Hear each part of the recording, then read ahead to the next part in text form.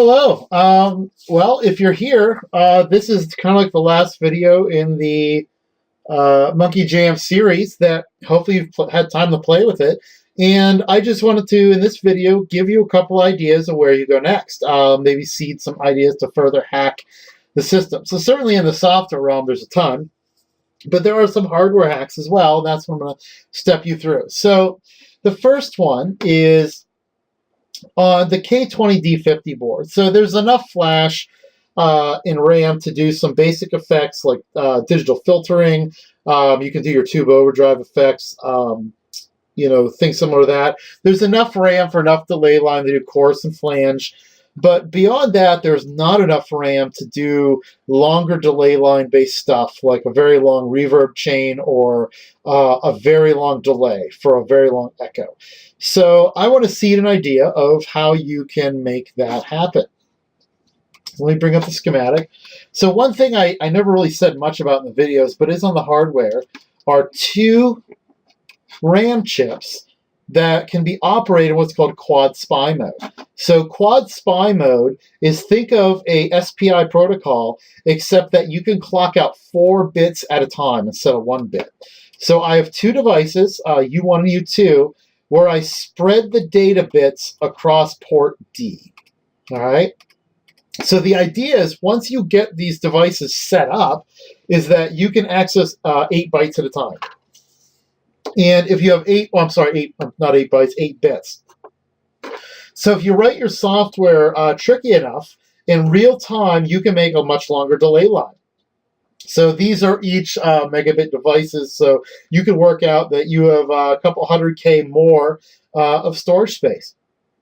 Now the trick here is there's a little bit of software that has to make this happen. First, you have to operate the device in normal SPI mode, and that is just have to be bit banged over port D and E to get in the quad SPI mode. And once you're in quad SPI mode, you have to figure out how to organize data so you can kind of get it in and out of these two chips byte wide.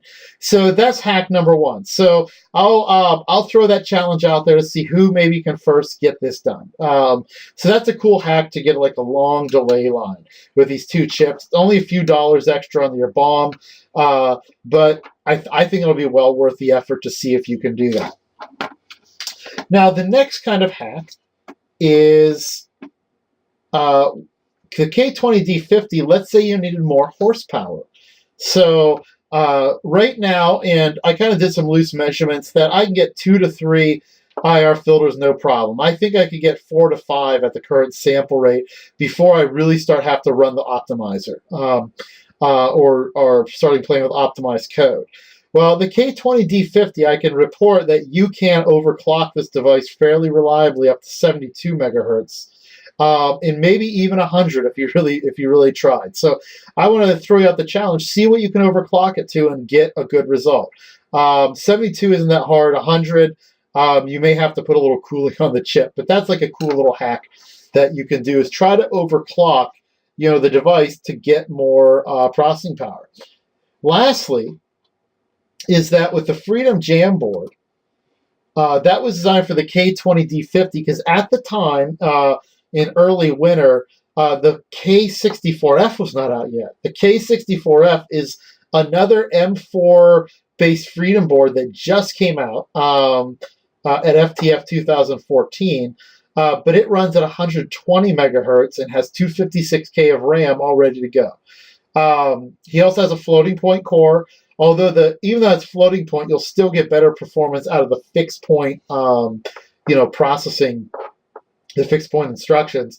But he has a lot more horsepower. He's also $10 to $15 more expensive. But this would be a great hardware hack. And the reason it's a great hack is because the I2S signals come out on different pins. So you might have to hack up your board a little bit. But this would be a neat hack to do to see if you can get it to work on a K64. So there we go. So there's some ideas. And like I said, there's some other neat stuff on this board, accelerometers and whatnot. Maybe you could tie that into your hack. I don't know.